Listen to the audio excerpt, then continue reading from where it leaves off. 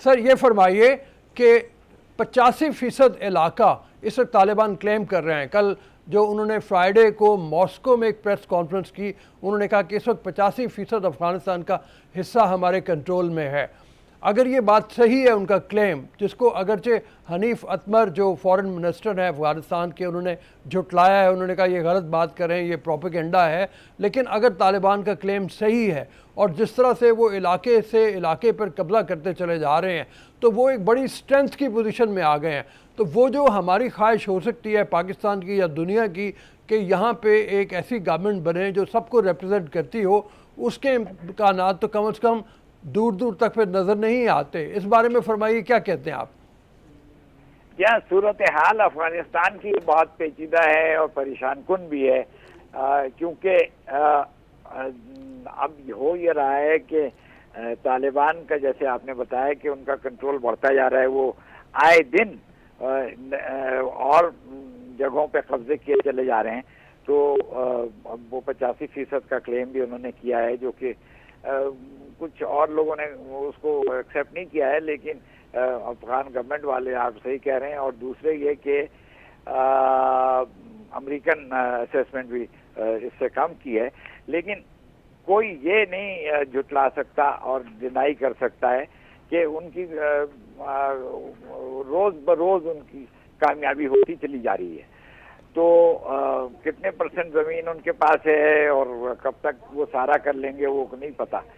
अच्छा, एक तो ये, दूसरे ये कि अब जो उनकी जो मुज़ाकरात चल रही थी उसमें वो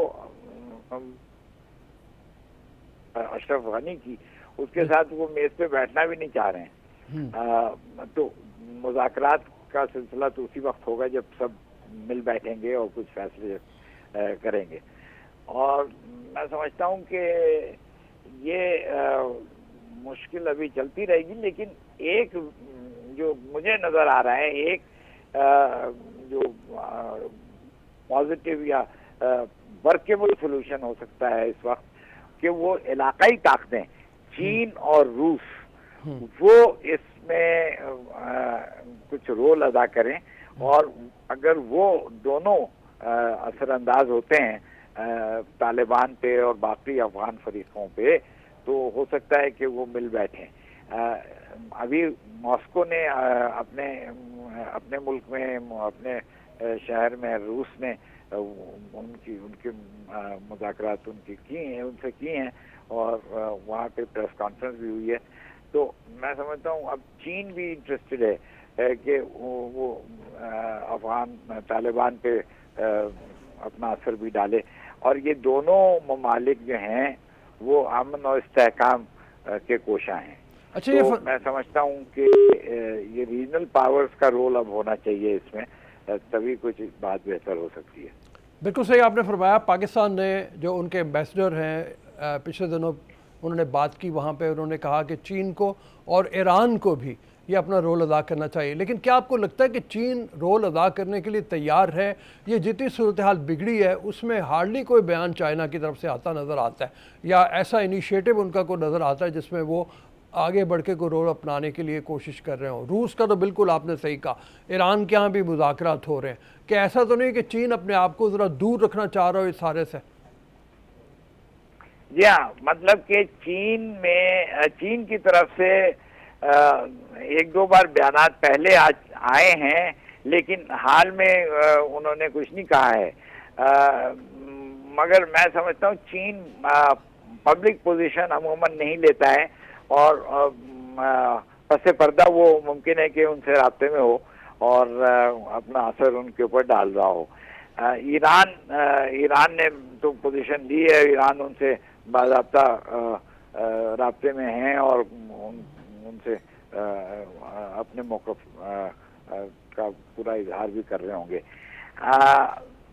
देखिए, बात यह है कि तालिबान के पास है ताकत और बाकियों के पास उस हद तक की ताकत नहीं है। तो इवेंचुअली माइट इज राइट, जिसको कहते हैं ना कि जिसकी लाठी उसकी भैंस। तो लगता ही है कि तालिबान अगर काबिज हो गए सारे इलाके पे, तो फिर वहाँ पे बड़ी तशनगी होगी, बहुत से और ग्रुप्स हैं और सिविल सोसाइटी है। तो ये सब एक रेसिपी जिसको कहते हैं अंग्रेजी में, ये एक नुस्खा है खाना जंगी का, सिविल वॉर। और ये सबको कोशिश ये करनी चाहिए कि ये ना हो। पाकिस्तान नहीं चाहेगा कि वहाँ पे सिविल वॉर हो, और पाकिस्तान ने इसी वजह से सारे अफगान फरीकैन से राब्ता रखा है। We have been in touch with all the Afghan parties, और हम कहते रहे हैं कि Afghan led, Afghan owned peace होना चाहिए। तो इस वक्त देखते हैं, कोशिश तो पूरी चल रही है, और तालिबान भी ये जानते हैं कि उनको बैनुल अक़वामी रिकग्निशन या कबूलियत उनको नहीं मिल सकती है। तो इसलिए वो ये नहीं चाहेंगे कि सबको नाराज करके वो बिल्कुल मुसल्लत हो जाएं अफगान हुकूमत या अफगानिस्तान पे, और अफगान हुकूमत को बिल्कुल हटा दें। तो वो एक इस तरह का स्टेप शायद ना लें, और यही है कि अभी ये स्कोप है कि उन सारी पार्टी कन्विंस किया जाए कि मिलकर काम करें। ये फरमाइए कि ईरान में जो मुज़ाकरात हुए तालिबान के और हुकूमत के, वहाँ पे हिंदुस्तान का भी एक नुमाइंदा मौजूद था, और इसकी शिरकत ने हमें तशवीश में मुब्तला किया कि क्या इंडिया भी ईरान के थ्रू को रोल प्ले करने के लिए वहाँ पे आमादा हो रहा है, और क्या तालिबान उनकी बात मानेंगे। हालांकि जो पास्ट है, माजी है, उसमें देखा जाए तो तालिबान इंडिया के रोल को पसंद नहीं करते। उन्होंने जो नॉर्दर्न अलायंस के साथ अपने आप को ग्रुप किए रखा है उस बुनियाद के ऊपर, या और भी जो इनिशिएटिव्स वो लेते चले गए हैं। तो इंडिया में जो तशवीश की लहर है उसको भी ज़रा देखा जाना चाहिए कि उन्होंने बिलियंस ऑफ डॉलर्स खर्च किए अफ़गानिस्तान के अंदर, और अब उनको वो सब जाते हुए नज़र आते हैं। हाँ, इसमें जो बिग लूजर, जो सबसे बड़ा जिसको नुकसान मुझे नजर आ रहा है होगा, वो हिंदुस्तान को, क्योंकि उन्होंने बड़ी इन्वेस्टमेंट की हुई है, लेकिन उनकी सारी इन्वेस्टमेंट जो है वो मौजूदा अफगान हुकूमत जो काबुल में है उसके जरिए हुई है। तो बाकी पार्टीज जो हैं, खासतौर पे तालिबान, वो इंडिया को ना तो वो पसंद करते हैं, ना वो किसी वजह से ऑब्लाइज्ड हैं कि इंडिया को एक रोल दें। तो मैं समझता हूँ कि ये ईरानियों ने अगर उनको रखा है तो मुझे इसका इल्म नहीं है, लेकिन मैं समझता हूँ कि वो बस एक तरह से किसी के तौर पे तकल्लुफन उन्होंने उनको शामिल किया है, लेकिन भारत का कोई रोल इतना खास नहीं बन पाएगा, खास तौर पे अगर तालिबान सबसे ज़्यादा इम्पोर्टेंट उसमें प्लेयर होगा। ये फरमाइए कि जो ब्लिंकन और फॉरेन मिनिस्टर की आपस में टॉक हुई कल, उन्होंने बात की आपस में, और आपस में कोऑपरेशन के ऊपर जोर दिया कि ज़्यादा से ज़्यादा कोऑपरेशन करेंगे हम। ये कोऑपरेशन किस हद तक आपके ख्याल में नज़र आती है हमें होनी? उसकी वजह यह है कि जल्दी बहुत है बाइडन को यहाँ से निकलने की, और उस निकलने में उन्होंने यहाँ तक कह दिया कि जी अब अफ़गान का अवाम जाने कि उनकी हुकूमत होगी, वो जाने उनको अपने मसाइल को किस तरह से हल करना है, या अगर फ़ौजी है तो अफ़गान फ़ौज जाने, और वो एक तरह से उन्होंने जान छुड़ा ली अपनी। तो फिर इस कोऑपरेशन की क्या ज़रूरत है, मतलब ये जो ब्लिंकन मांग रहे हैं पाकिस्तान से? हाँ, ये ब्लिंकन जो है वो चाह रहे हैं कि पाकिस्तान तालिबान पे कुछ अपना असर डालें, और वो जो हुकूमत है इस वक्त काबुल की, उसके साथ मिलकर वो कोई पावर शेयरिंग अरेंजमेंट करें तालिबान। लेकिन पाकिस्तान ने वाज़ेह किया है बहुत मरतबा कि पाकिस्तान का असर जो है कोई इतना ज़्यादा नहीं है तालिबान के ऊपर, और पाकिस्तान एक हद तक ही बात कर सकता है। बहरहाल ब्लिंकन जो है वो कोशिश कर रहा है कि पाकिस्तान के ऊपर और वो पाकिस्तान से और ताउन करवाए और ताउन ले, और वहाँ पे कुछ और पाकिस्तान अपनी कोशिशें करे। नहीं तो ये आपको लगता है कि अगर कोशिश कर रहा है तो क्या प्रेशराइज कर रहे हैं ब्लिंकन या अमेरिका पाकिस्तान को?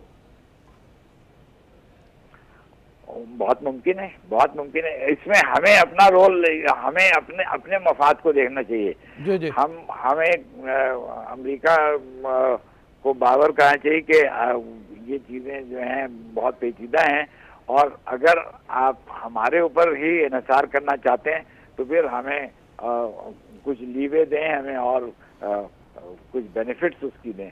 हम सिर्फ मुफ्त का काम नहीं करेंगे। किसी अब पहले हमारे वो ground lines of communication, air lines of communication, G LOC और ए लॉक, वो भी हमने उनको बिल्कुल फ्री दी हुई थी।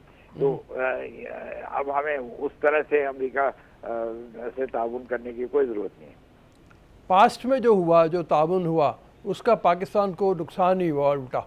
तो मतलब आप समझते हैं कि बिल्कुल नुकसान हुआ है पाकिस्तान को? जितना ताउन पाकिस्तान ने किया है उसके बदले में मिला क्या? हमारे 70,000 से ज़्यादा फ़ौजी मारे गए, हमारे सिविलियन मारे गए, हमारे 70,000 से ज़्यादा फ़ौजी और सिविलियन मिलके मारे गए, और हमारे बेपनाह नुकसानात हुए। तो मतलब ये इसका कोई नुकसान नहीं हुआ, हमें फ़ायदा कुछ भी नहीं हुआ। इसलिए हमें, अब वज़ीर आज़म ने भी वाज़े किया हुआ है, और हमें बहुत मोहतात रहना चाहिए, हम इसमें ना पड़ें। हम उसी हद तक उसमें अपना रोल अदा करें जिसमें कि एक इलाकाई ताकत का हो सकता है, एक पड़ोसी मुल्क का हो सकता है, और अगर उससे बढ़ के हमसे और कुछ डिमांड किया जा रहा है तो फिर हम भी अपना डिमांड सामने रख सकते हैं। हमारा डिमांड क्या हो सकता है? हमारा होगा कि भी आप हमें अव्वल तो ये जो अभी भी जो हम एयर एक्सेस देंगे, क्योंकि ये आप अड्डे ना दें, अड्डे तो मना कर दिया है हुकूमत ने, लेकिन उनके जहाज तो हमारे एयर स्पेस से गुजरेंगे। हम एयर एक्सेस, जिसको एयरलाइंस ऑफ कम्युनिकेशन कहते हैं, वो उसका कोई मुआवजा हमें दें, क्योंकि जब ट्रांजिट रूट इस्तेमाल होता है तो उसका मुआवजा दिया जाता है। और फिर हमें इक़्तिसादी ताउन, तालीम में और कुछ